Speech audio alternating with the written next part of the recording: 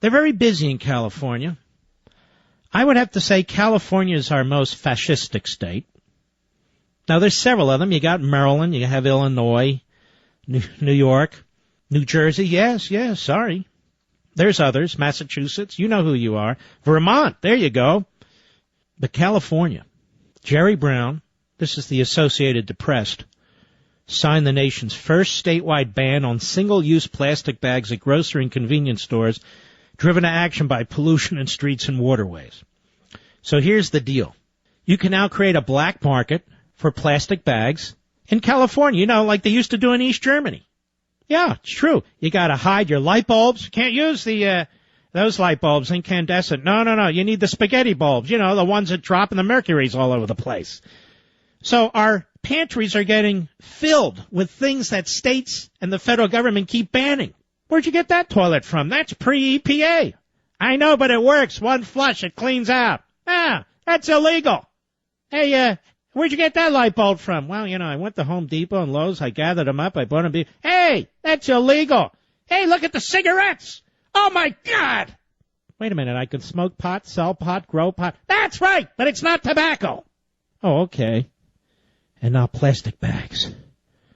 Oh, my God. A national coalition of plastic bag manufacturers immediately said it would seek a voter referendum. These people, I mean, they have to fight for their lives now, their livelihood. So some of us in this country are busy producing things, inventing things, creating things, and others of us in this country are busy banning things and destroying things and coercing things. Under SB 270, plastic bags will be phased out of checkout counters at large grocery stores and supermarkets such as Walmart and Target during next summer, and convenience stores and pharmacies in 2016. Now, the law does not apply to bags used for fruits. I'll let that one pass. Vegetables or meats, or to shopping bags used at other retailers. It allows grocers to charge a fee, at least 10 cents, for using paper bags. Ladies and gentlemen, I already need to study this. I'm a lawyer. Where's the fine print? Now, wait a minute. When can you use plastic bags? Well, you can use them for fruit, vegetables, and meats. Well, what else is there? Fruits, vegetables, meats. Or to shopping bags used at other retail. It allows grocers to charge a fee of at least 10 cents for paper bags. So in other words, they want to penalize you for using paper bags. They want to ban plastic bags for some things. They really want you to bring those ridiculous bags. I see more and more people bringing them into the grocery store and taking them out. And you know what those bags are full of? Bacteria. You're bringing bacteria into the store and you're taking it out of the store. In the store, out of the store. In the store, out of the store. Look how these schmucks interfere with our lifestyles. I like plastic bags, and I like paper bags. State Senator Alex Padilla, Democrat, Los Angeles. Oh, do tell. Credits the momentum for state. Oh, there's this juggernaut to get rid of plastic bags. I'm telling you, I've said this before. What would the world look like if the liberals were in charge? What would your neighborhood look like, your community look like, your state look like, the federal government look like? It'd be so appalling. The bill is a step in the right direction. We're the first to ban these bags, and we won't be the last. But you see, it's a step in the right direction. It's only a step. We have a lot of steps to take. We're in the banning business, and we're in the compelling and the coercion business. You must do this, but you better not do that. Wait a minute, what? No plastic bags. Okay, but paint your roof black. What? You heard us. Why? Pollution. Padilla, the bill's author, said Californians would reject a referendum effort and quickly adapt their behavior to help the environment. Who is this a-hole to tell anybody to do anything? For those folks concerned about the 10-cent fee that may be charged for paper, the simple, elegant solution is to bring a reusable bag to the store. So this guy Padilla, a political hack, you don't know him, you've never met him, you don't care about him, he now is affecting your life. This is all about power. Power. Pushing people around, telling them what to do. Plastic bags won't do a damn thing. Let me ask you a question. All those illegal aliens coming across the border, they talk about the massive amount of pollution and everything. Does this bag ban apply to them? No. They're not citizens. That doesn't apply to them. Shoppers leaving a Ralph's supermarket in downtown San Diego were divided as they weighed the legislation's environmental benefits against its costs. anything in the name of environment, totalitarianism in the name of the environment. As I've said many times, and now you hear the backbenchers repeating it. The new Greens are the old Reds. The EPA is a Soviet-style haven. That's where the commies reside. I mean, the rest of it too, but that's in particular where they reside. This is how they decide what industries survive and how they survive, and what industries are killed and when they're killed.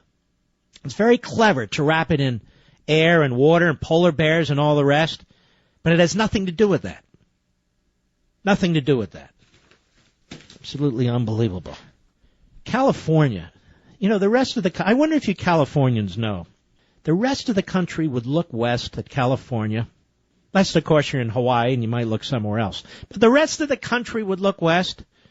Or in Alaska, maybe you'd look south. But the rest of the country would look, or Oregon, but Washington State. But you get my point. The rest of the country would look west, Mr. Producer, at California. The land of opportunity. The land of free enterprise. The land of Proposition 13. The land of Reagan. And now what is it? Now what is it? Now we don't look to California. Everybody's trying to get the hell out of there. Except those in the third world who are trying to get in there. It's very, very sad. And it didn't take long. You may not remember, George H.W. Bush actually won California when he ran for president the first time. So he won California in 1988. And no Republicans won since. 1988. That's only 26 years ago. And it didn't take long. It took 20 years. And it won't take long for the rest of the country. You can see it. You know, they used to show these maps when I was a kid. Maybe many of you remember. And you young folks out there. The spread of communism, the red spread, the red scare. And it would show with a map of the world where the red parts, they would just keep expanding, because this was the communist spread. And it really was. And it was a huge threat. It still is. China is a massive threat. But that for another day.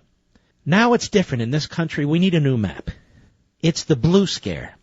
The corrosive, debilitating, blue state aspects of our society and of our federal government. And you can just have the wave showing, one state after another, how it's affecting us and affecting us. And all these policies that are pushed by the left aren't intended to benefit the country. They're intended to benefit the Democrat Party. As I've said many, many times before, the Democrat Party in many respects is like the old Communist Party. You are a Democrat Party member. That's what matters. And the Democrat Party is about big government, and big government, quite frankly, fuels the Democrat Party. Now think about that, because it'll be repeated tomorrow and the next day and the next day by somebody else. The Democrat Party is an appendage of the federal government and vice versa. We conservative Republicans, we don't view things that way. We want to limit the size of government. We want to control it. We believe in federalism, that the federal government shouldn't be doing many of the things that it's doing. So we seek to reverse that. But the Democrat Party and the left, they're all about centralized government, and they're all about party first. Party first, government second, country, whatever. And if you get that pretty clear in your head, then you'll understand what motivates them.